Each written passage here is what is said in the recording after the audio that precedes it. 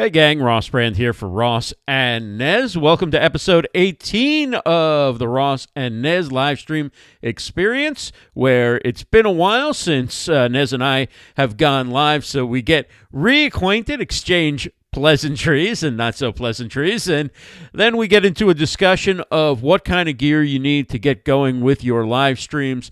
Do you need an expensive studio, or is it enough to just grab your cell phone? And if you want to find some place in between to be comfortable starting out from a desktop, for example, what kind of gear do you need? Here it is, episode 18, Ross and Nez. Enjoy. And Nez are back live. Nez, welcome. You've been busy. I've been away, and we have had some great episodes of interviews with people like Chris Cubby and Brian Alvey and Leslie Nance. But it's great to get back to what we really love to do, and that's go live. And well, here we are. I can't believe it. I mean, you said that Nez, you've been up to a few things. I've been working. Okay, you've been on vacation. Is that what you do? I mean, I love how you characterize this. Yeah, you've been up to a couple of things. You've been up to a couple of things, and you look at this face. Does this face look like I've just been, lounging about and loafing?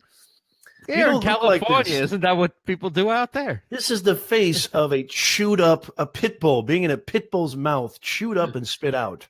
That's what this face represents. Hard work, my friends. While Ross has been getting a tan, on Pismo Beach, or I don't know, where did you go again? The Bahamas? I was in Naples, Florida. Naples, Florida. Same thing. Yeah. Although you can't see any tan on me. Thanks to the good lighting, I look like a ghost still. You still look like Casper, yeah.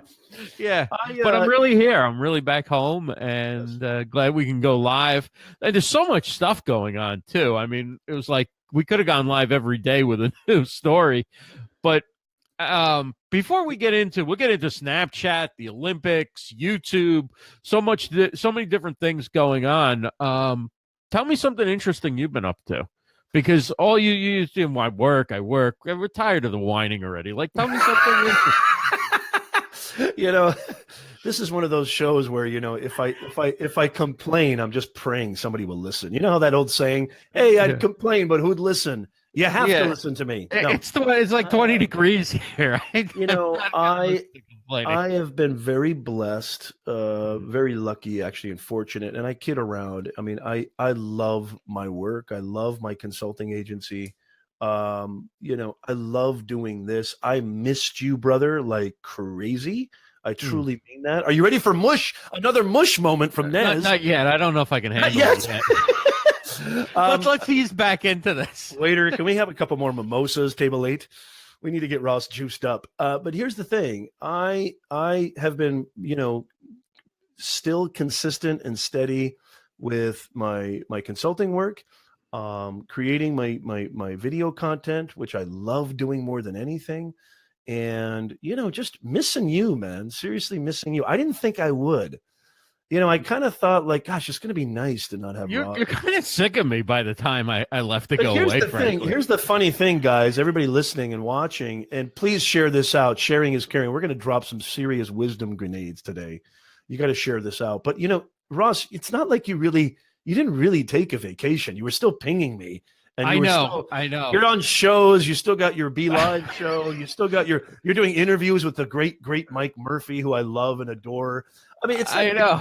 Take a vacation. I mean, honestly, I thought I was going to do like a digital detox for like 3 days or 5 days in there. I really didn't. Yeah, you really did didn't. 3 shows for Be Live. Yeah. I did 3 podcasts with Mike Murphy. What a vacation. And then I figured, because I didn't have a schedule of things that I had to create beyond that, what would be fun to do? So I said, well, it'd be kind of cool to start creating some short clips, right? Because everything's going so like micro content now.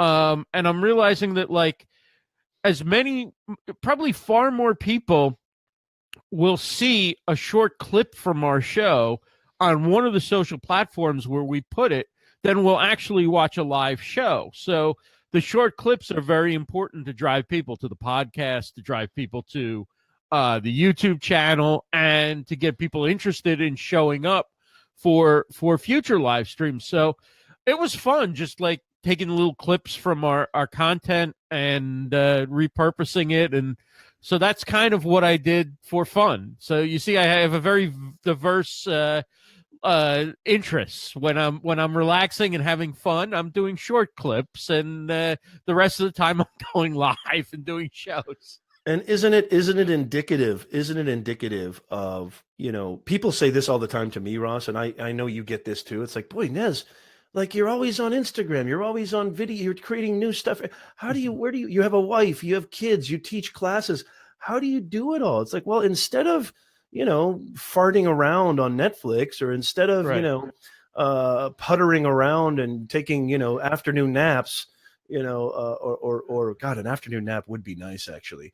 But no, I mean, the point is I'm not playing video games. I'm not messing around. I'm actually doing stuff that I love to do. And I'm focusing on building this beautiful empire of Ross and Nez. And I mean empire in the most, lightest of terms. I mean, not in some, crazy way, but I believe in this thing. When you believe in something, you want to build it. When you believe in something, you want to make sure that it succeeds. And consistency, we've talked about this on plenty of shows. We've got some great guests on.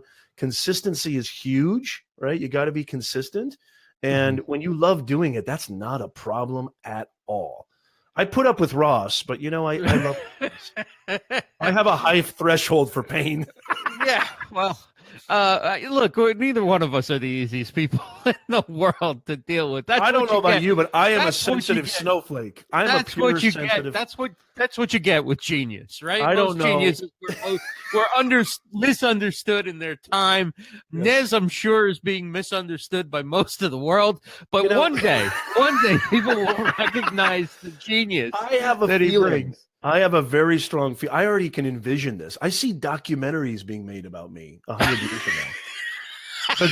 The great Professor Nez, I mean, the Martin Scorsese's in the next 100 years, they're going to be doing these amazing documentaries. Boy, what an untapped talent. We really should have been paying attention to him. The only time he was ever recognized for his great talent is when he hooked up with Ross Brand for Ross and Nez. That was the shining moment of his career. He was an absolute ghost until he met Ross Brand. That's the title. That's the title of the documentary. He was a ghost until ... But I really, truly do miss you, brother. And I can't. I mean, I screech about this show to everybody. I mean, I don't just advocate or talk. I mean, I get super, super pumped and excited. It is so nice. How long has it been? It's been at least 2-3 weeks since we've gone live, hasn't it? It's been over 3 weeks since we've gone live. I don't know if it's been 3. And I've been so inspired by people like Nick Nimmin going live and other beautiful live streamers. We're going to have the Nimmin brothers definitely on our show very soon. If you don't know who Nick Nimmin is, he is a prominent YouTuber. I can't wait to have him on the show and talk about video growth, live streaming. His live stream studio is just out of this world. I mean, I think it's just it's almost too good. I almost just want to say, Nick, it's too good. Too good. What is wrong with you? But I'm very impressed. I love he's got those Rode Procaster, broadcast mics. He's got the thick foam windscreen over it. It's just gives them such a great like warm sound and everything. I mean, it's just so professional with their graphics and their background and everything. Right. He's been the man of like the last year. I think he's just come on to live streaming. He's come on to YouTube. He's grown. I think he had like last time, like I checked, he had 50-something thousand subscribers. Next thing I know, he's like up at 100,000. It was like in 3 or 4 months, it seems. He's like close to 150,000. And if you want a good comparable, ladies and gentlemen listening, Nick Nimmin's studio is definitely pro value, whereas Ross kind of looks like he's broadcasting. Ross kind of looks like he's broadcasting from a cave in Somalia. I'm in a phone booth. You see the 2 doors on the side. Is that what that is? Yeah, I always think of Silence of the Lambs whenever I see you on live. I was like, when is Clarice going to show up? it isn't so bad though. Clarice? It isn't so bad. Like if you go to full screen here, let me No, it's check. pretty bad. Look It's at still different pretty parts. bad. Now you got some artwork. You can see Artwork. Is that art? I thought you got that from Kmart. Yeah, Kmart. Attention, Kmart shoppers. Ross needs a new background for his studio. You know, Picasso himself painted this painting behind me. Picasso himself. Yes, just for the show. In fact, just for the show. I want to say hello to Carlos Cepeda. Carlos, what up, man? Good to see you. Good to see you, Carlos. It's so nice to see you guys. Please share this out because sharing is caring. I see Jordan Thomas in the house. Hey, Jordan, how are you, Jordan? Sir? Please share this out. Jordan is awesome. Yeah. So it's interesting to talk about studios because I know we've got a lot of colleagues. Coach Jenny in the house. What up, Coach Jenny? Hey, Good Coach Jenny. Please share this out. We would really, really appreciate it. I don't know what accent that was, but I went there. Very good. I think it's Austrian. Anyway, so studio. We talk that would about be a dialect of German, I believe. But we're gonna have to do. The book is on the left. We're gonna have to talk about studios, and I know we've got some great colleagues in the game who are really focused on and actually have amazing live studios, including Nick. But that's something that I think that we should probably do a show about in the future where we talk about kind of all the live streaming gear. If you go to my YouTube channel, Professor Nez, you'll see everything in the description, all the gear that I use. We were talking, Ross, live, before we went live, we were talking about lighting and we were talking about camera. Here's the thing. And Ross, correct me if I'm wrong. Studio gear is one thing. And Mike Murphy is a perfect example of this, and so is Nick. And definitely there's a lot of others. Gear is one thing, but if you're letting gear impede you from pressing that live button, that's where I have a problem. Because I think the one common denominator amongst creators who have superb engagement and have grown their audience and really provide value are the ones who just create unbelievable content. You know what I mean? Like quality content, high quality content. Don't let the gear impede you. I don't know why I'm talking about this right now, but it's interesting to me because people think they have to buy a whole setup. You don't. Yeah. And when I first started out, I was very intimidated. A couple of years ago when I first got into the live streaming game, I'm like, man, you see these guys with these wires and these pop filters and these microphones and these lighting and video. I don't know any of this stuff. I thought all you had to do was go on a phone. That's all you need to do, guys. Just go live on your phone. If you have a message, if you have something of purpose, of value that you want to share with an audience, don't be afraid to hit that live button. And if you need help, Ross and Nez, we will help you. And you've got to subscribe, right, Ross? Go to rossandnez.com. Hello. And you can subscribe to any of the multitude of podcast directories that we're on. You can also subscribe to our YouTube channel. Yes. Definitely like and turn on notifications for our Facebook page so that you can find out when we go live. And we really appreciate everybody joining us as we are going to be doing a lot more live streams. Look at what Carlos said, Ross. Gear is just an excuse. Go look at all the creators. They all started with subpar gear and video quality. I could not agree more. Yeah, I mean, I'm a perfect example. Look at this. Look at this background with the two doors, the bad lighting. I got a $50 microphone, which, by the way, if I got a $300 or $400 or $500 microphone, I'm not going to sound $400 better than I do with this microphone. No. It'll sound a little bit better. It'll make a difference, but not enough of a difference to make people want to watch your show or not watch your show or listen to your podcast. Ultimately, it's about your personality and the content you create and the value you deliver. And then as you start noticing, okay, I'm creating better stuff and I'm getting better at this and I'm building an audience and everything, then you say, okay, maybe my background isn't meeting the same level of the quality of content that I feel I'm now creating, and then you figure out how to improve it. And we all work within limitations. If we're working in a home office or some type of home studio or whatever. Bless you, Nez. Thank you. Yeah, so I mean, you work with the limitations you have, and even as you have a budget, there's still trade-offs you make. Even the best microphone will have trade-offs versus another microphone. The best camera, there's no perfect in this. Everything's a series of trade-offs. Do I want a little more light? Okay, but then that a little more light maybe shines too much light on something. If I go a little less light, maybe I'm not seeing like there's no, like, I've hit the perfect setting. I leave it at that, and every day that's all I need. But I know from using, like, the best mics and radio and stuff, you can sound pretty good on a $50 like Samson Q2U. A lot of people like the ATR 2100, which is in the same price range. Right. It's basically the same mic. I like this one better than the ATR 20, but either one is a terrific starting mic when you don't have a great interface, and you don't have, or a mixer, or quality mixer with good preamps and all that stuff. You're not even going to make the most of a good mic anyway. So, just get started, get something you can plug into your computer and get going. Having a mic, having headphones, you can get a cheap arm like I have that, I'll just put it on myself on solo for a second. You see, this thing costs like $13, and then I don't have the mic on my desk. So if I'm typing something or I'm moving around, you're not going to get all that background noise. That's it. This little cover that I put on a mic, this little foam windscreen, was like $2. So, I've been around a lot of high quality broadcast stuff, and you don't need that to do a good live stream or a good podcast. And here's the thing: you're going to be also very well said, Mr. Brand. Mm-hmm. Love it, Ross. Thank you, Mr. and every once in a while I get one right. Yeah, it's far few in between. Yes. Anyway, but yes. I think I've got the utmost confidence in you. Can't you tell? Yes, I can tell. Here's the thing: is you're going to be constantly tweaking.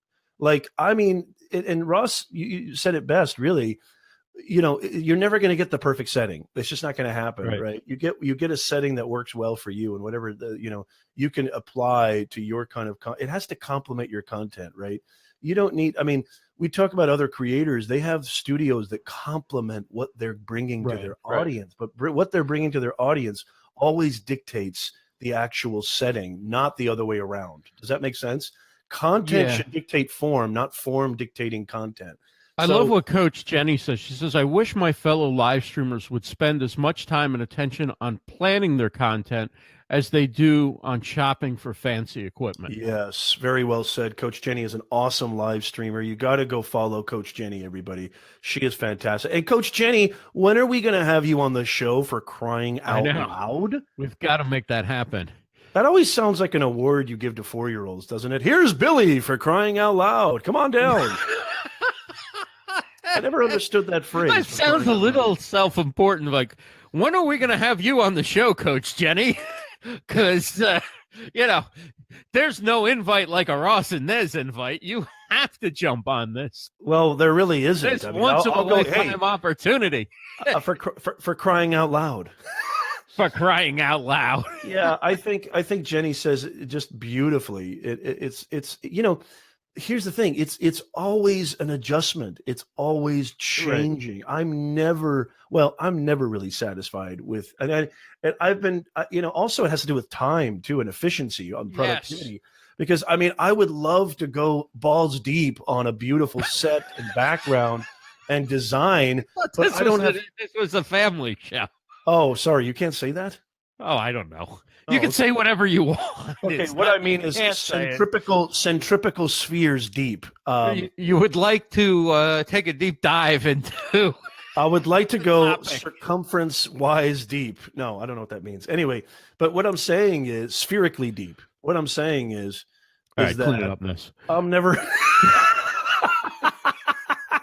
This is what happens when I don't have the people out here. This is what happens when I don't have time to shave. I kind of look like a vagrant. This is my vagrant look, ladies and gentlemen.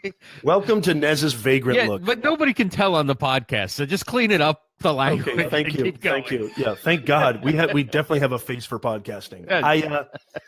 Yeah. If I wanted to really, and I want to, but it's about time and efficiency. I would love to get really dynamic with my set and my design, but I also care more about consistency, value, and bringing something worth watching and listening to you guys, such as what we've been doing for the past 20 minutes. Yes. Talk about quality content.